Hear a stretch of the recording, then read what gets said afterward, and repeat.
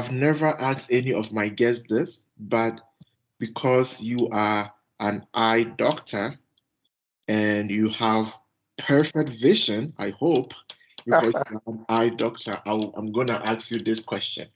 And my question to you is, You are listening to NIMDA Talk.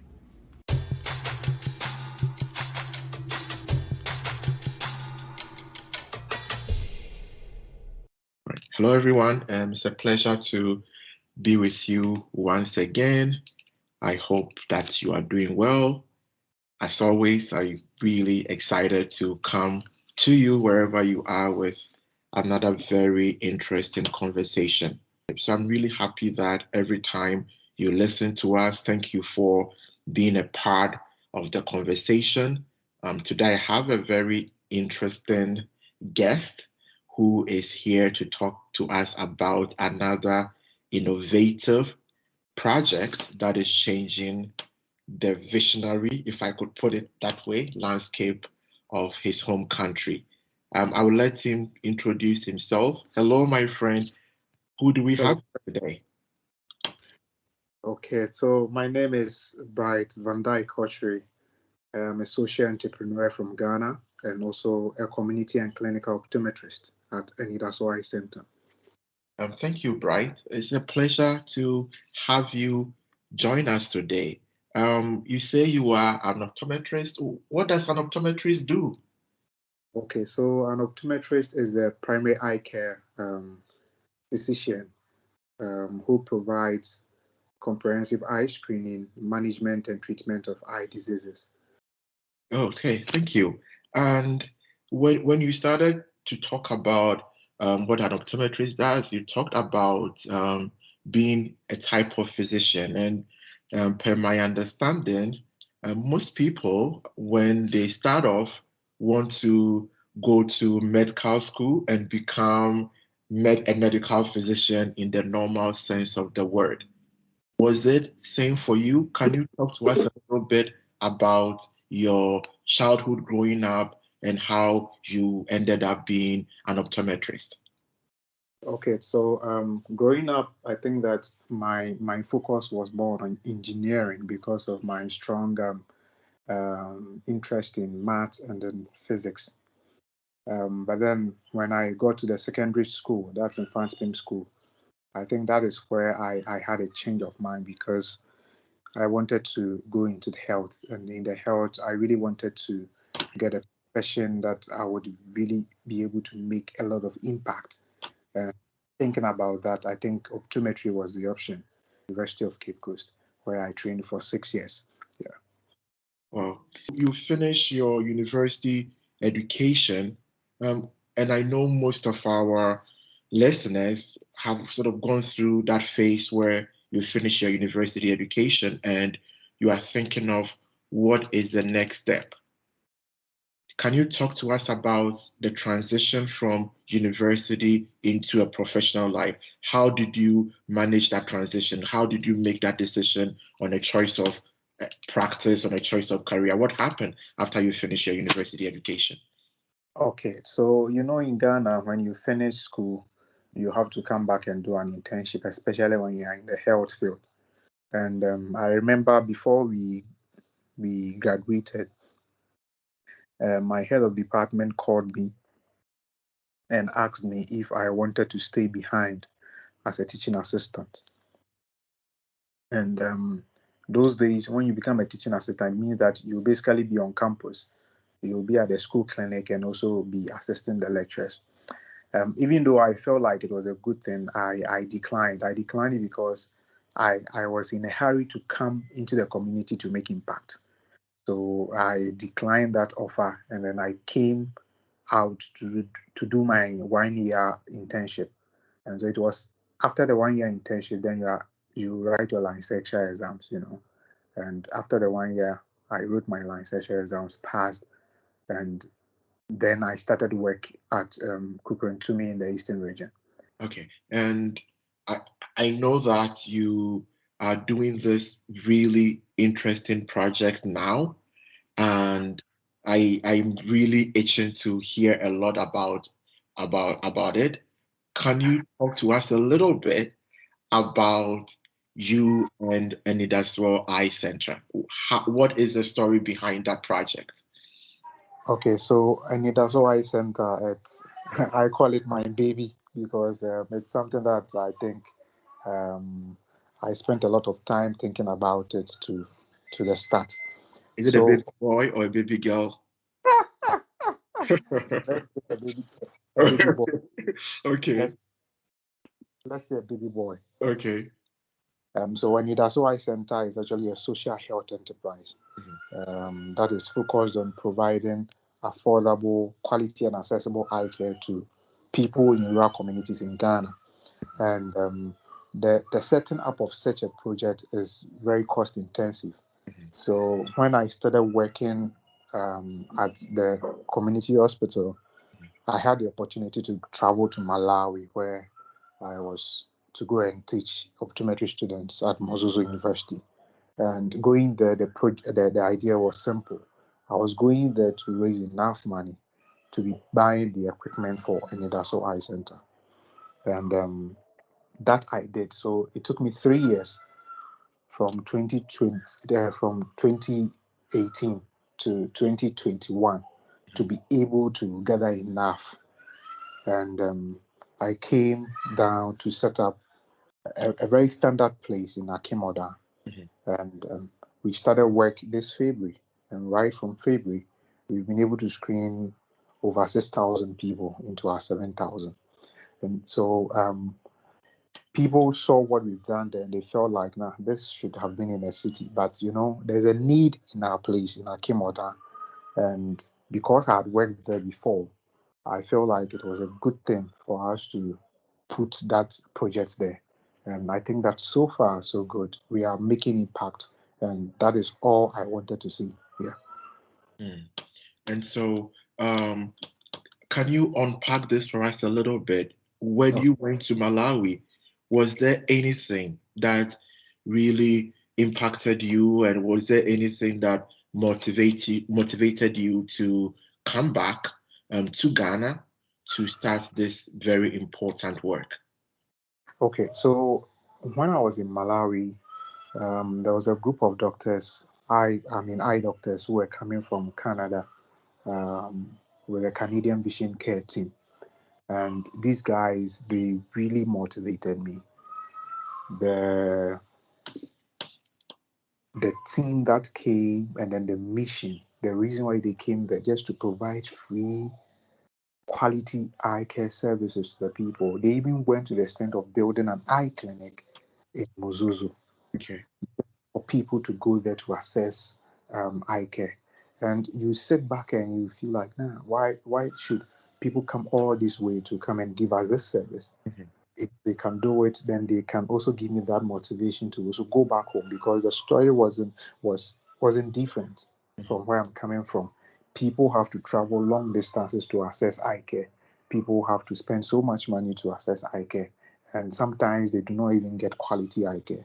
So that was something that really motivated me to come back to start what I'm also doing in Ghana now. wow.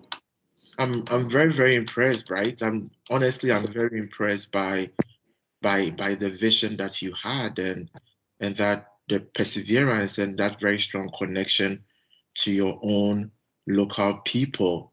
Yeah. Was it hard starting this project? Was it difficult?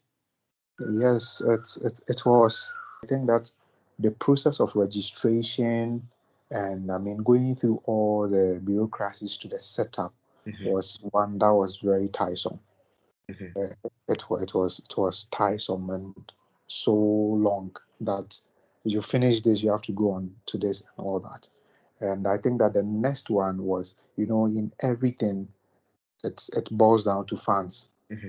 because it was coming, everything that I was buying was from my personal account. Sometimes it was difficult because I had other responsibilities like family and Hmm. then maybe sometimes some personal things that I needed to get. But the vision was to make sure that Enidaso Eye Center kickstarts. Right. And even when I came to Ghana in 2021, it was not until 2022 that we started work. So you can see the long, because a lot of work had to be done. But then we are grateful that we still stood hard and then make sure this worked. Yeah.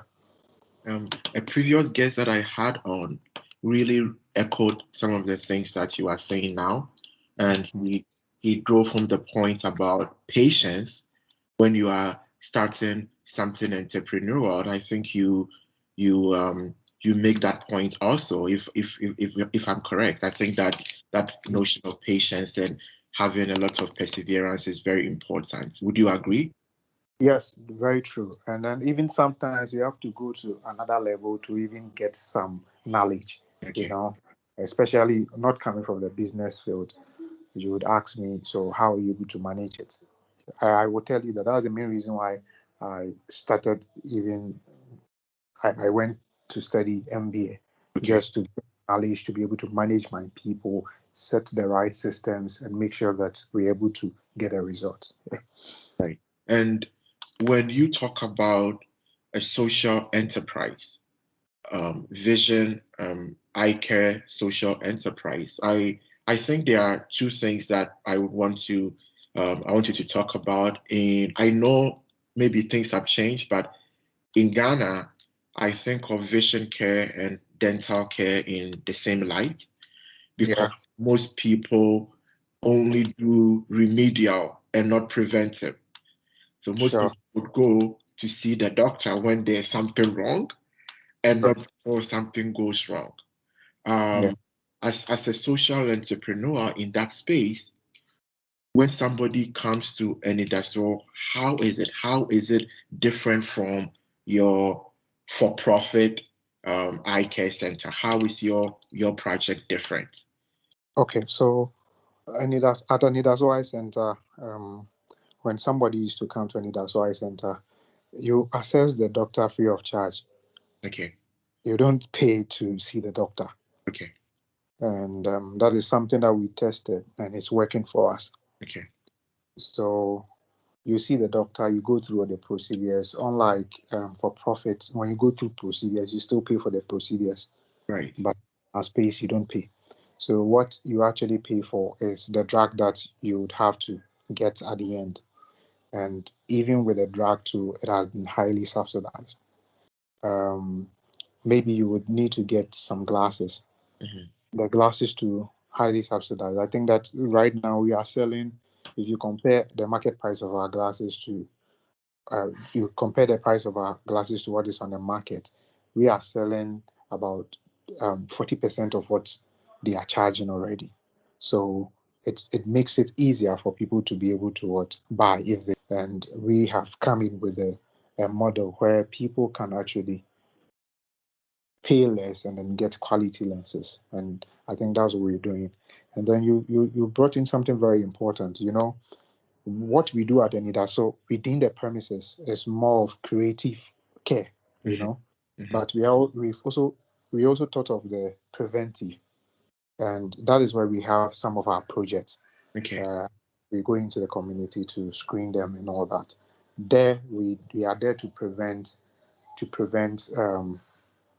visual impairment. And then in cases where we're able to identify people who have problems, we bring them back to the clinic to continue the care for them. wow. I'm quite impressed.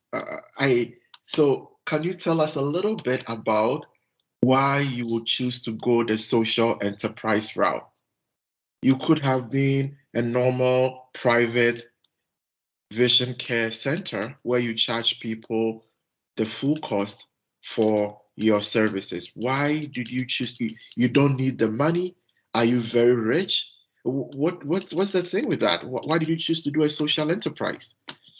Okay, so personally, I feel like impact is rewarding in the long term. Mm, Because impact is rewarding in the long term, you are able to give your all. mhm. And then you are able to attract like-minded people Okay. to yourself to push such a project. The mission is what will be able to sustain us. Mhm. sustainers, meaning that to be able to pay clinicians, to be able to pay maybe other staff, and still have some to invest for the next days ahead. And basically, that's what we've done. And then doing that, we get to know that in terms of procurement, you don't need to deal with middlemen. So instead of getting a middleman to get you the glasses, why don't you go to the manufacturer, tell them about what you are doing, and then help them? They should help you with a subsidy. You understand? Right. In that case, then it means that you are not buying your glasses at the same price that people are buying theirs, where they are dealing with middlemen. So you're able to get those at, let's say, cheaper price, and then you put a bit of profit capping, which is small. Yes, though the total price is lesser than what is on the market. And then you do same for your drugs. I have some pharmaceutical companies who, apart from us buying drugs from them, they are able to give us some excess drugs because they know that this is what we are about. Right. And I think that when we started, we people had the, you think people will come? No, people won't come because they start questioning your quality. But then when people visit us, then they get to know that no, these guys are doing something right. And then interestingly, we have been able to differentiate between our VIP clients and then our clients who cannot even afford our service. I think what I can take from what you have described so clearly is that I think we all see when the least of us can see, right? So that notion of bringing everybody along in a very, very holistic way. Do you do any preventive type projects? Do you, for example, do community eye evaluation? Do you go out to talk to people about eye care? Can you talk to us briefly about if you do that as well? Yes, we have two main projects. That is the Rural Eye Care Project and then the Save a Sight Project. The Rural Eye Care Project, every week we have a day where we visit a village or a community and then provide free screening to the people who are there. And then the Save a Sight Project too, we visit schools and we're able to provide free eye care services for students who are there. And but I mean, the next one I would want to talk about is a radio health education. Okay. So there's a community radio station where we are able to visit every Friday to educate people on how they can protect their eyes, prevent eye injuries, and then get screened and all that. So we do all these as well. Yeah. Face, a bird whispered to my ears that you are doing something really cool, and I want you to tell us, what are you doing with technology? Okay, so I think we want to take advantage of telemedicine. Okay. Because we think that in this age, it is one of the game changers. Okay. And where we are actually starting our project with this innovative project is the school screening. According to statistics, about 700 million students risk of becoming blind or visually impaired because we don't have any school screening programs, especially in developing countries like Ghana. So we thought of that and then decided that how can we make sure that there's a sustainable approach to solve some of these problems. In Ghana, once in a while you have people going to schools to screen them and all that, but we felt like that wasn't sustainable. Something that is sustainable is something that will be embedded in the educational sector of Ghana. So we decided to use the telemedicine approach. And the telemedicine approach, we are just using a simple approach. So the first phase of that project, we are developing a mobile application, which we call the Hunu app. Okay. So the Hunu means that to see. Okay. So the Hunu app will be such that we will train teachers to be able to use the Hunu app to identify students who have visual impairment or students who have vision problems. Okay. On the Hunu app, teachers can write a report on these students.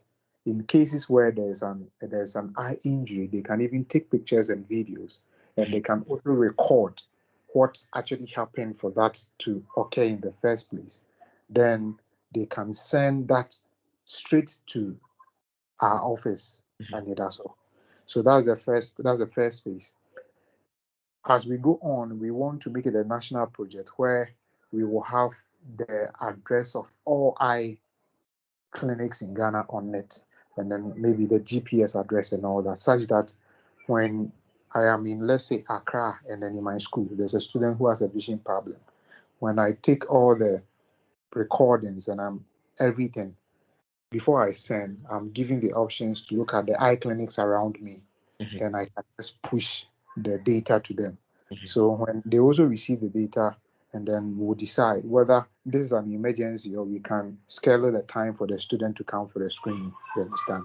So this is what we are doing. And we are doing that first with the Nidaso Eye Center within the Oda municipality and the district around, for us to see the effectiveness and then work on it to make it a national project. Yeah. Wow. And for my audience who don't understand the native Ghanaian languages, the Anidaso means hope, right? And Yes. and Hunu means you can, like, being able to see. Yeah.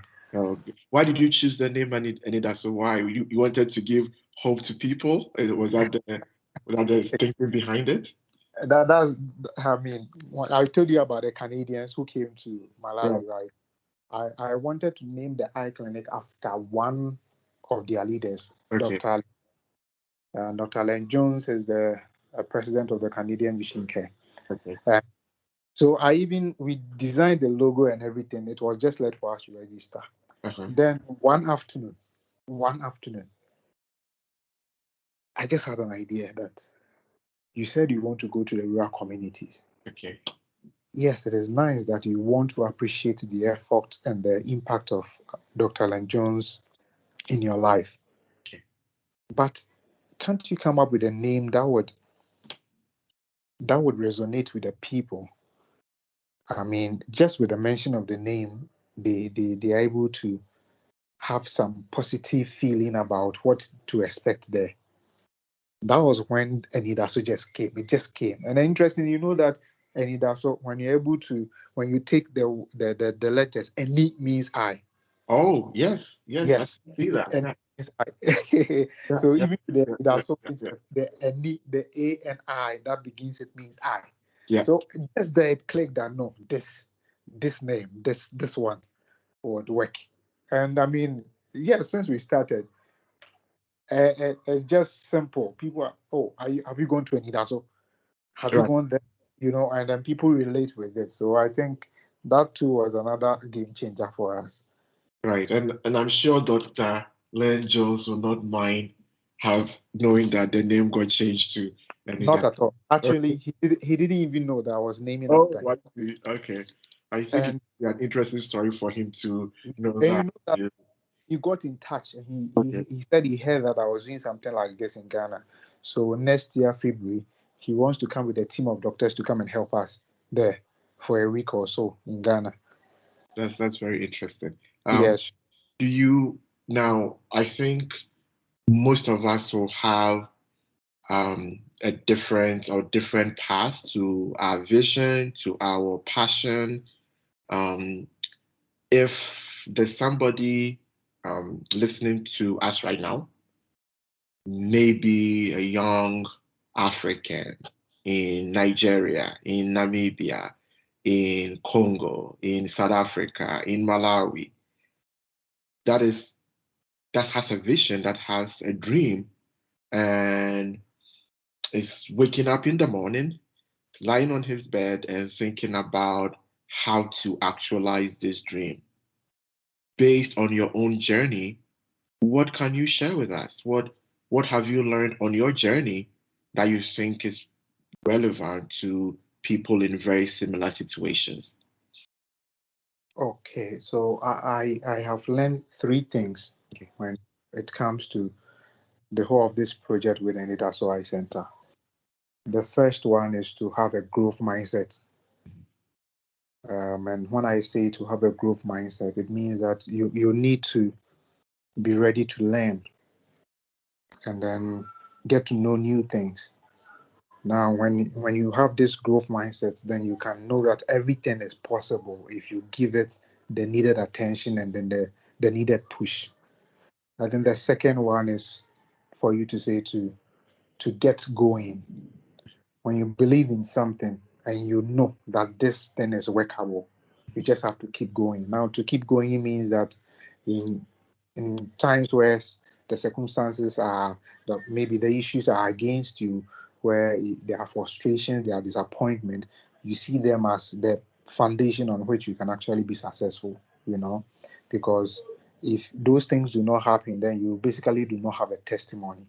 So you have to face them, and then once you have that growth mindset, you'll be able to unravel them and then keep going. And then the third one is grit. Mhm. Grit, I think, would be the strength, and then that zeal to persevere and to stay determined. That strength to keep going, and that strength to subject yourself to learn more.